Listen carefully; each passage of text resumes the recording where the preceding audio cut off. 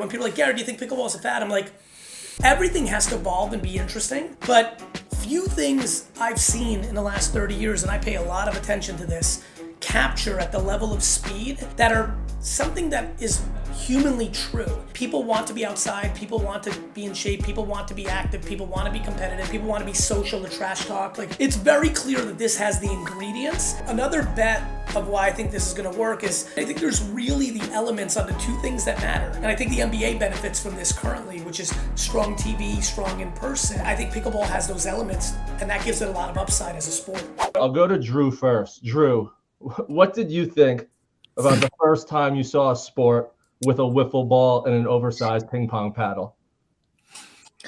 Look, any way to compete is good with me. You know, I mean, it kind of reminded me of like playing stickball in the yard or something when you were a kid, right? Just find whatever you can to get together with your friends and knock it around and be creative. But I love it. I love everything about it. I mean, it gets the competitive juices flowing. It's obviously a very social sport, but every time I play, I walk away actually getting a pretty good workout. I probably expend my energy a bit more than I really should. I've been beat by my fair share of like 75-year-olds, right? Which isn't great for the ego, but it just keeps you coming back. What's worse, getting beat by like a 75-year-old in pickleball or a guy like Haloti Nada coming right up the middle and sacking you? I'd rather not get hit by that guy. Fair answer. And I kind of thought it'd be more than his ego bruised if Haloti got to him. That's fair. Yeah. I kind of knew that when it comes to competition, you three guys are super competitive, so that would be the answer. If there's anything that there's a game, there's an opponent, and there's some sort of competitive juices that could be flowing, that's what kind of would gravitate you guys towards that. Larry, is that the overall sentiment in the athletic space when we're talking about other sports? Because I really think a thing pickleball needs to succeed is create great relationships with the other big existing sports, the athletes that you talk to around the country, around the world. Is this sport picking up in that environment? Absolutely. I mean, every time I talk to a guy, I mean, I just ran into Golden Tate, a week and a half ago, and he was talking about it, and like it just seems like it's the conversation of pickleball comes up more frequently in conversations that I have, amongst athletes. I think what's great about it is it's pretty easy to learn in terms of understanding the rules.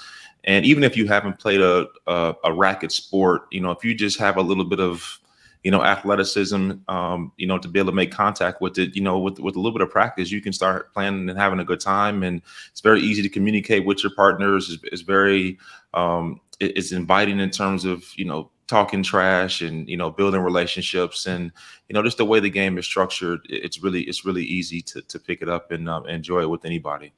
I love that point because I always tell people about the story of my parents moved down to Florida. If I handed my mom a basketball and there was a wide open basketball hoop and I said, make a layup, she's probably not going to make it. Like we could stand there for hours, like she's going to struggle. But I hand her this oversized ping pong paddle and I walk her to her pickleball court and we're just dinking back and forth. I'm handing the paddle to my dad. They're dinking back and forth. Whatever you want to say about, pickleball being a fad, this or that, you see something like that. And that's the stuff that makes me think that it's here forever, that it is for everyone. Anyone can join. But there is then that next mountain you have to climb if you want to get to be the level of the players on your guys' team as well. So there is still that allure that you two had, right? Like not everyone can play at the levels you played at. So that's what made people idolize you guys. This sport you could still play and at the same time have those idols, which that combination in itself is so unique and captures it perfectly. And Gary, competition. I'm sitting in a room with Larry and Drew Brees, and you may be the most competitive person here. I'm not going to say that outright, but I will say you are super competitive. I know Drew talked about it when the initial question of what made him fall in love with this sport first. Let's get into the specifics of the sport itself that really drives home that almost addictive quality to people that like competition, such as yourself. Gary, before you get into that question, I've seen your game, and you can't beat Drew or I just wanted to just get that out. I just wanted to just get that out there before you answer. I just wanted to. Hey, let him pick a partner. Let him pick a partner. And take it. Let's go. It sounds like you watched clips of me playing 5 years ago for the first time ever with Andre Agassi and Andy Roddick. So, just like you two Hall of Fame legends realize film work matters, I immediately respect you for doing the film work. The problem is the film's old. I'm in much better shape at 47. Unlike you gentlemen, I only got serious about being in shape in my late 30s. Unlike you gentlemen, I realized somewhere around 4th or 5th grade. It's ironic. Paddle sports is definitely a place where I have very good hand-eye coordination. I'm going to brag here a little bit. My son dropped 25 out of the 31 points in basketball in his game last night. And I was like, man, he's just about the age where size, speed, and athleticism are about to take over. And so I want him to enjoy this because my brother AJ as well, we have very strong hand-eye coordination. And paddle sports, tennis, ping pong have always been strong for me. And so pickle is like a natural place to go. But like unlike these two Hall of Famers, a lot of us somewhere around 4th, 3rd, 5th, 6th grade are like, oh, the dream starts to... Especially if some people are just not coordinated, not competitive. But there's a group of kids like me who like had the hand-eye, who were good. Like I started the all-star game in 3rd grade as the pitcher. But then unfortunately things start to take over that these two were gifted with and put in the work, which I think is always what drives me crazy when people talk about athletes. Both of these guys know guys that they grew up with who were more gifted, had more natural size, but didn't put in the work to get to the level that they got into. But for someone like me, that 4th, 5th, 6th grade was when I realized I was more likely to own a team than play for one. The biggest fight I ever got into with my brother in my life was categories, and the other places when we play one-on-one basketball. Like, I'm very competitive. A lot of entrepreneurs found business to be their outlet for the things that we grew up wanting to do, like these two men. And like owning teams, I have an esports team, a pickleball team. This is all practice for me until I own the New York Jets. So I get very, very competitive. But the sport itself, I think you nailed it. I think what's fun is that, back to real athletes, I had a match last year where me and my partner beat Draymond Green and his partner 15-0. Right? There aren't a lot of sports I'm going to be able to have a 15-0 on a 4-time NBA champ. Barry. You didn't mention that one. No, but I got the clip. I got the social clip. Look, I think it's I think about golf a lot when I think about pickleball. Not to the same extreme where that game can create, and obviously Tiger elevated and changed the sport, but a game of skill that people admire that, look, similar to baseball, though, that game's about to adjust with the way they've done with base stealing and things. I think you're going to see more athletic, DNA come into baseball with some of the rule changes. Look, there's been golfers who look like your uncle drinking beers every weekend who've been at the top of the sport. I don't think we're going to see that extreme with pickleball, but there is an in-between from the NBA and the NFL and golf, this kind of middle place that I think pickleball is going to create. That, to your point, brother, when you see your mom and dad be able to get in the mix, one of the things that I think gives this longevity is the sport was designed to mitigate some of the advantages that some people are born with. And there's a lot of strategy and skill to it. So I wouldn't call it chess, I wouldn't call it golf, but I would say, or spades, the card game, or things of that nature. There are these certain games that can get very competitive. And pickleball, for me, hits this middle, where yeah, you don't have to be a super athlete like these two people. You're going to have to be more athletic than, let's say, spades. But there's a nice in-between, and I think it has a chance to really hit a real accord with a lot of human beings. And let's call a spade a spade. The four of us are sitting here and talking because it's already happened. I love when people, like you said earlier, when people are like, Gary, do you think pickleball is a fad? I'm like, everything has to evolve and be interesting. But few things I've seen in the last 30 years, and I pay a lot of attention to this, capture at the level of speed that are something that is humanly true. People want to be outside. People want to be in shape. People want to be active. People want to be competitive. Larry, I think, said, or Drew, like, people want to be social, to trash talk. Like, it's very clear that this has the ingredients. And, when I don't know these two men very well yet, but I know a whole lot about them and watch them in college and the pros. And I pay so close attention. We have joint friends and acquaintances.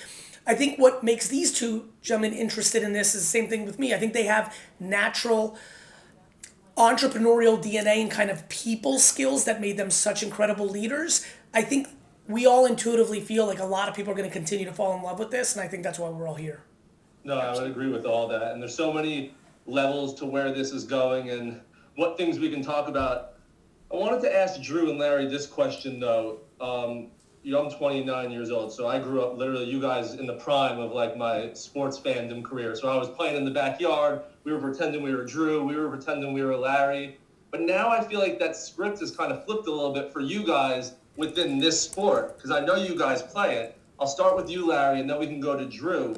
Is there any pickleball pro player that you've either gotten the chance to get acquainted with or even just watch that you feel your pickleball game aligns with, or even their mentality just fits with your mentality in your first sport, which was obviously NFL?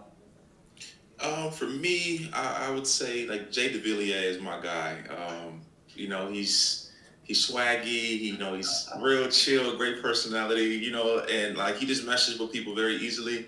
I would say, Drew might disagree. I say I get along with people pretty easily. I absolutely agree.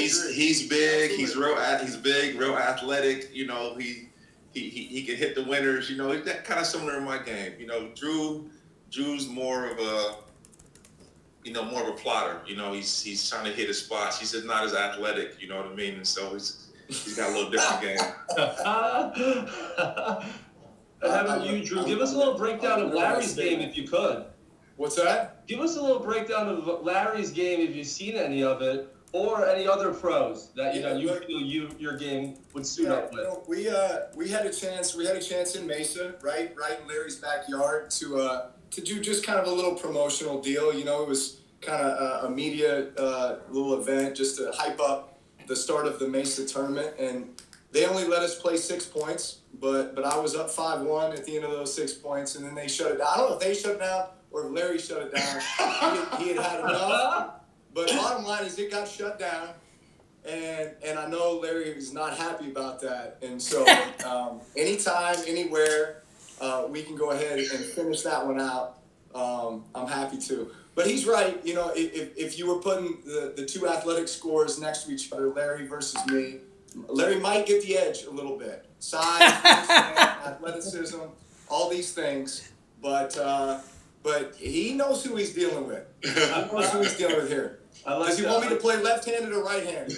Oh, okay. We're going that way. I can do either, right? No, you know what? I would say, like, just thinking about the pros and the personalities that we have in the sport. I think that's another thing. I was thinking as Gary was talking was very few sports too. Can you, like, I'll just turn on my Instagram feed and I watch so many pickleball highlights. It keeps feeding me these I literally can watch any pickleball highlight. I may not know who's out there playing, but it's entertaining. Yeah. And you're going to see moments within every point where, that point's over. Oh, no, it's not, right? There's some miraculous shot, some miraculous save. All of a sudden somebody's on the defense and now they're back on the offense, and it's just there's so much. And by the way, I'm sorry to jump in, Drew. There's one thing that you just said, like, another bet of why I think this is going to work is the NHL. I'm looking at Madison Square Garden right now. Like, when people go to a hockey game live, they're like, wait a minute, right? Yeah. On the flip side, these two legends, the NFL, let there be no confusion. The NFL is a much better TV sport than it is a radio sport. And as America became more of a television viewing culture, that Colts-Giants championship game changed, the trajectory of the National Football League, right? That was before the merger. And so why I'm so excited is Drew's point, and then me thinking about Mesa and then later Daytona, the amount of people that from my world went to those events and came back and are like, whoa, I'm completely sold, similar to an NHL game. On the flip side, the amount of people that are watching clips on YouTube Shorts and Instagram, and that's a gateway. So now you have a sport that potentially has incredible in-person dynamics and incredible TV dynamics. MSG has been running pickleball and rating in a way that it shouldn't be with how nascent the sport is and what time slots it's been running. And I've been looking at the Nielsen ratings. I think there's really the elements on the two things that matter, right? And I think the NBA benefits from this currently, which is strong TV, strong in person. I think pickleball has those elements, and that gives it a lot of upside as a sport. Yeah. The comment that you made with the NBA is so right, with how the NBA obviously was doing well, but went to another level with social media and the highlight clips that people were able to make. Pickleball, like we're saying, half the pickleball accounts are pickleball highlight accounts because it's so aesthetically pleasing. Just to whenever and wherever you find yourself scrolling through Instagram, you're just stopping at every one. And it's, whoa, I didn't see that. Whoa, I've never seen that. I also think the early DNA of the MLP wants the players' personalities to shine. Yeah. And now you're getting into WWE, UFC dynamics, right? I think, even think about tennis, people still reference John McEnroe and Jimmy Connors. And, I think the fiery nature of Tiger and others have brought this new generation, the Baker's Bay golf crew. It's just very clear the ingredients for this sport are in place. Not to mention handsome owners. Yeah, definitely. I'm getting the note that we got to head over to the Instagram. All right. For that. But I want to leave you with a question, Gary, that you can answer, but then defend when we go over to the IG Live. Larry and Kurt Warner versus Drew and Jimmy Graham in an MLP-style pickleball battle. Who wins that one? Save your answer, and we'll get into that when we cross over. Cheers. See you in a second. I think Gary is... Oh, I'm here. Were you talking to some people behind the scenes about the question I posed to you before we hopped over into this live? No, after hearing 5-1 Drew, I just decided to make this real easy and be like, use the data. So I'm picking Drew and Graham. But listen, I got crazy love for Larry, like an uncomfortable amount. I really admire. And Drew was in the AFC, for a portion of his career. I know some of the youngsters know him as the legend he is, but I remember going to that Jets-Chargers playoff game. I'm still upset about that Eric Barton flag that completely made my heart drop. Luckily, we stole it. And so probably not a fond day for Drew, but a very fond day for me. But, I was extremely happy when Drew did not end up being a Miami Dolphin. That was my biggest anxiety during that offseason. I was convinced he was going there. It's one of the great things that ever happened to me. I don't know if I would have been able to handle. I mean, we had that good run in 2009 and 10. I don't know if Drew's if he's in Miami, if that would have been as easy. And so I'm very grateful to the Saints and to the Dolphins' misfortunes. But I think Drew being up 5-1 on Lar is data that I have to respect, and so that would be my choice. Okay, so folks that tuning in behind the scenes, I asked Gary, in an MLP-style match, who would win between Larry and Kurt Warner versus Drew and Jimmy Graham? And, Larry was able to base his, that real data with a huge sample size of 5-1 from the one match to just put his stamp down on Drew and Jimmy winning. Larry, would you hear that? It wouldn't be close. It wouldn't be close. How badly beat that? We probably beat him by 5 or 6 points, easy.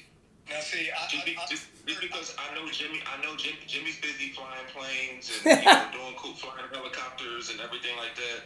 And Drew was really talented, but he wouldn't see a ball the whole match though. He wouldn't see a ball the whole match. And Kurt is really good. Kurt can play. He's really solid. Kurt is a solid 4-7, 4-8 player. Solid, through and through. He's really good, talented player.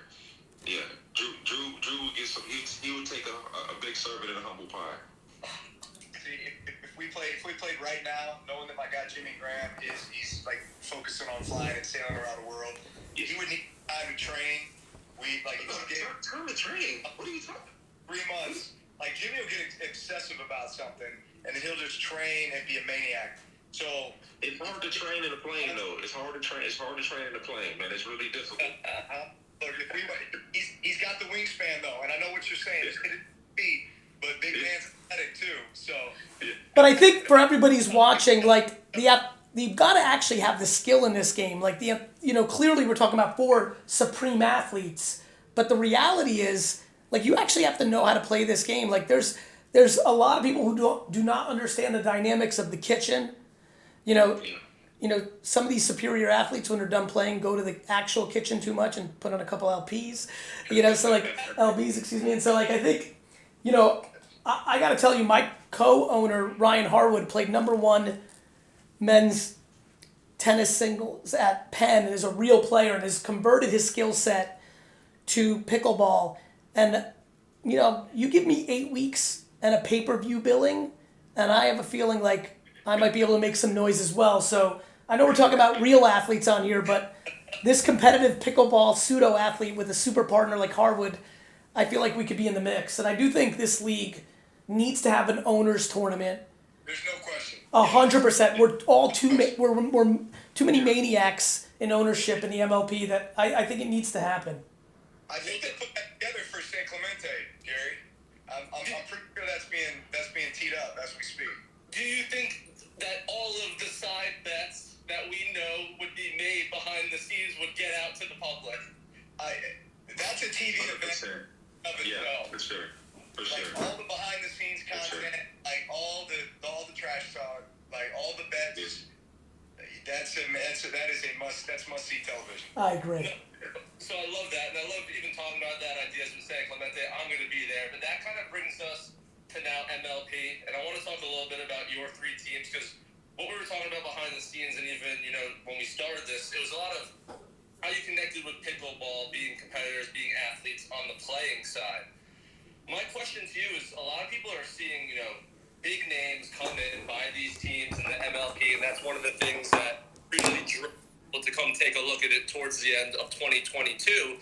But I think a lot of people's then question as people come in and own these teams is, what's your actual goal? Like, what are you looking to potentially accomplish with something that is a Major League Pickleball franchise in one of, if not the current biggest Major League Pickleball league out there? So Larry, I'll start with you. When you decided to take over the drive, like, what's your process thinking? Is it a 3-year plan, 5-year plan, 10-year plan, next tournament? How important is this franchise to you? Well, it's something I spend probably 10 to 15 hours a week on, strategizing and talking to Morgan Evans, who's our general manager, head coach, on just thought process. We have one more tournament, San Clemente, before we have the reshuffle and get ready for Atlanta in the fall, and really just trying to find the greatest players available, who will match together, how we want to think about that, strategy, partnerships, marketing, all of the things that that kind of go into it. And I would lie to you if I told you that I thought it would be a little bit easier, initially, but it's a lot more. But it's been really rewarding. And the goal is to be like Drew. Drew was able, the Mad Drew actually able to win the inaugural tournament, which was a testament to not only their ability to pick great players, but to get them to perform at the optimal level, for a whole weekend. And that's the goal. Anything that you do, you participate in, you want to win, and you want to win at the highest levels. No, I appreciate that answer. I love to hear that there is that time and that effort being put in. And when you said it was harder than you expected, someone in your situation could be like, okay, I didn't sign up for this, but to keep driving and keep pushing forward, it really, again, the whole thing about the addiction of this sport, we just all love it so much.